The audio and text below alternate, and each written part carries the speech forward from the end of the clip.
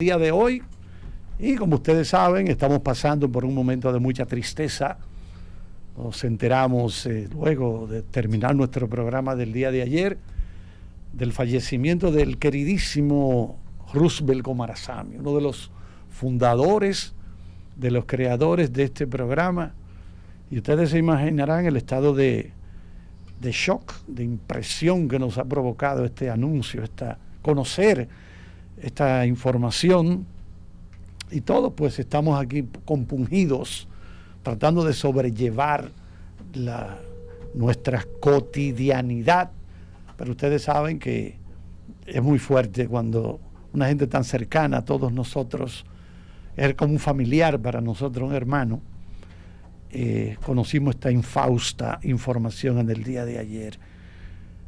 Yo creo que todos los compañeros, no sé si quieren compartir algo que les recuerde la figura de don Roosevelt, que yo creo que el mejor homenaje que podemos hacerle todos nosotros, todos y cada uno, es continuar haciendo ese trabajo que él tanto defendió, por el que tanto se esforzó, de que cada uno de nosotros sea cada vez mejor comunicador, más completo, más entregado, más respetuoso del público, más humilde, porque fue un ejemplo de humilde, siendo quizás el cronista deportivo más completo de toda la historia de República Dominicana.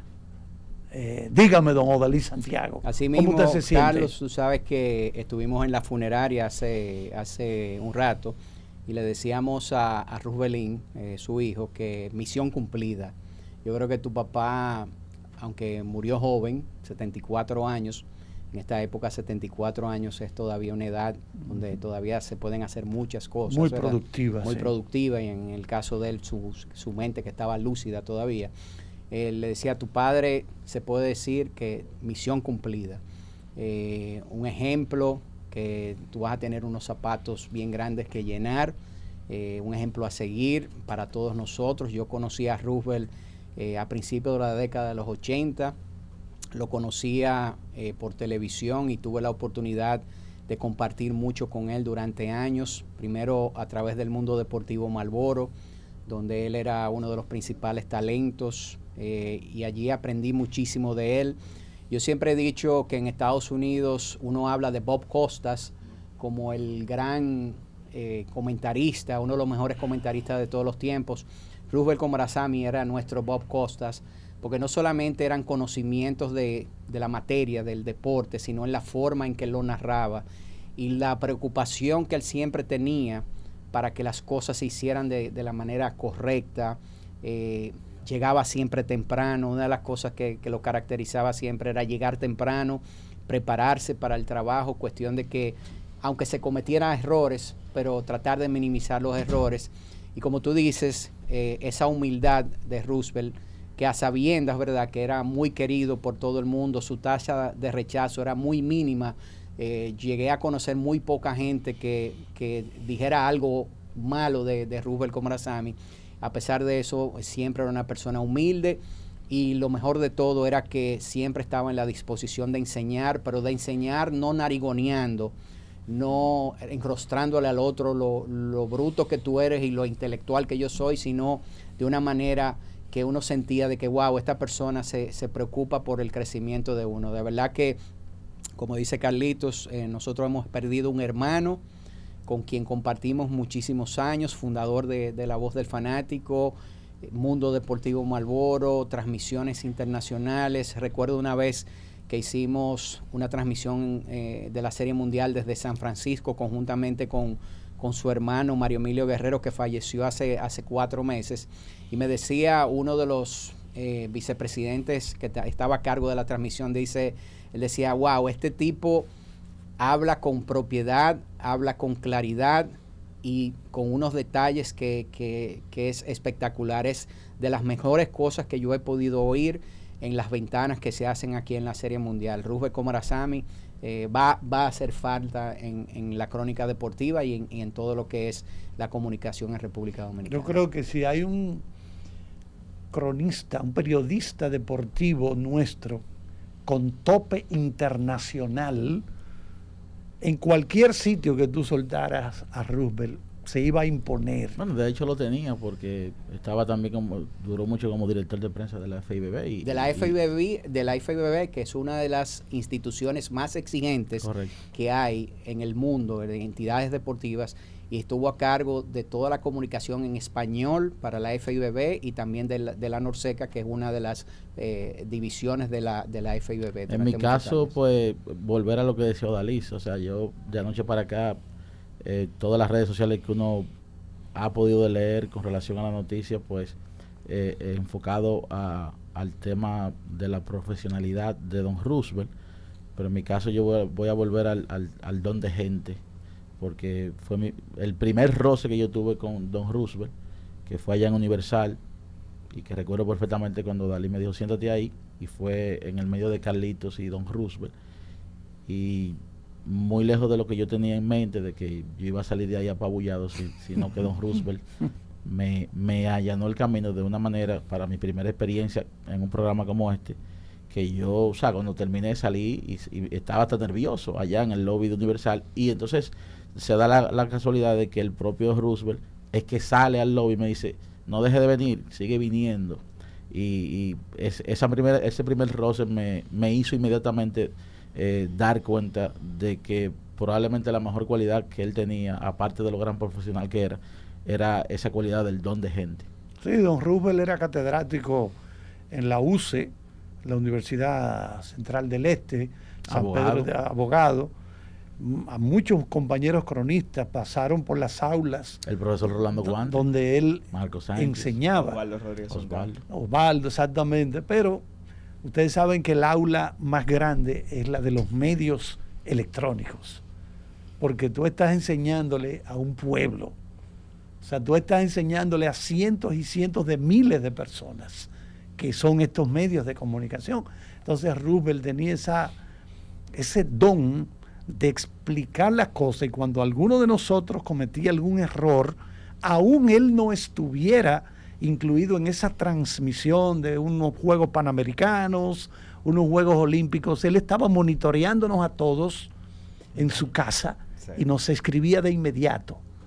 Carlos, tal cosa, perfecto. O llamaba por teléfono. Exacto, sí, es decir, estaba pendiente a todo siempre. Yo recuerdo que él, una de las cosas que me dijo, cuando tú corriges, el 100% se da cuenta que tú corregiste en el aire. Si tú no corriges, hay un 30 o un 20% que se va a dar cuenta. Me decía don Russo. Pero lo hacía con mucha gracia. Cuestión de que tú no te sintieras ofendido. Yo creo que él transmitía eso. Eso era lo mejor que él tenía. Él transmitía eso a través de sus narraciones y de sus comentarios. Bueno, y esa última, cuando el Licey gana el campeonato hace unos años, que él termina de una forma magistral, con el ponche de Juan Carlos Cruz a Carlos Santana, eso fue algo, una de las genialidades 2013-14 que la gente se quedó con eso, de verdad que sí. Sí, y recuerdo que él fue que narró ese partido, que creo que Big Vice y la gente de los Toros subieron esa parte del video cuando el equipo de los Azucareros, cuando esos eran los Azucareros del Este, ganaron su primer campeonato. Recuerdo, Charlie, que nosotros estábamos trabajando en la Coca-Cola Baseball Band y estábamos transmitiendo ese partido desde La Romana, y ese partido lo ganó, si no mal recuerdo, Todd Hollandsworth. Y gran refuerzo ese año. Con un batazo que dio por el right field, y Roosevelt lo narró de una manera. Yo creo que fue don Ruth que creó la frase, cuidado con los toros. Sí. Sí, bueno, que finalizó esa narración con esa famosa frase. La carrera de Félix Sánchez. Sí, la carrera de Félix Sánchez la narró en vivo. Él estaba aquí en República Dominicana y la narró. Eso fue en Atenas que conseguimos la primera medalla de oro. Tantas transmisiones. Yo recuerdo en una ocasión que fue de las cosas que más admiraba en Roosevelt, la preparación que él tenía. Nosotros en una ocasión nos contrató un banco a través de una tarjeta de crédito, la American Express, que ellos querían transmitir los Juegos Olímpicos de invierno. Y cuando nos dijeron eso, que querían que transmitieran durante todos los días la transmisión de los Juegos Olímpicos, eran en Calgary, en Canadá. Canadá. Imagínense ustedes tratar de narrar los Juegos Olímpicos de invierno, las disciplinas de invierno, que no son habituales en República Dominicana, al pueblo dominicano que no está acostumbrado a eso, no estamos hablando de un país nórdico. Y óyeme, el trabajo que hizo Roosevelt para preparar a todo el mundo, para que supiera todos los términos y todo eso, yo recuerdo que compartió con él en ese escenario de esas transmisiones, estuvo Onfalia Morillo, estuvo Tomás Troncoso también, el mismo Gelo Tueni, un personal excepcional, y Roosevelt siempre con esa capacidad de prepararse y de investigar. Y una de las cosas que él siempre hacía con Carlos, con quien compartió muchas transmisiones de Juegos Olímpicos, era que antes de los Juegos Olímpicos, como nosotros recibíamos las señales en inglés, teníamos que traducir y decir correctamente los nombres de los países en español, para no equivocarnos. Y yo recuerdo que Roosevelt hasta esos detalles tenía.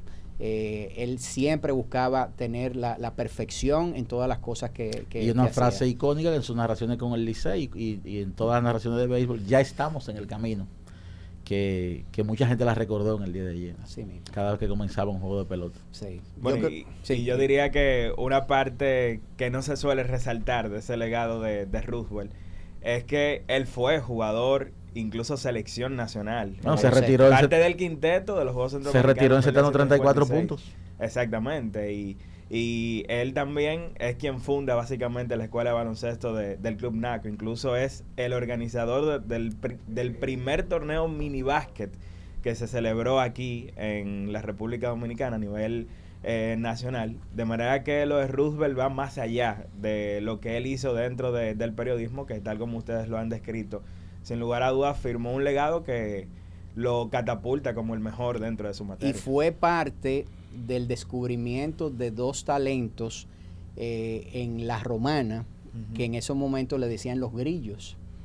El Grillo Vargas y Tito Horford, que le decían Tito Williams. Sí. Yo recuerdo, y él fue que logró que ellos pudieran salir del país y conseguir becas para estudiar, uno en la Universidad de Luisiana, en LSU, y el otro que iba a ir para la Universidad de Houston, pero que hubo un problema con el asunto del reclutamiento, que fue el caso de Tito Horford, el papá de Al Horford, que provocó que fuera suspendido por 2 años y que finalmente fuera a la Universidad de Miami.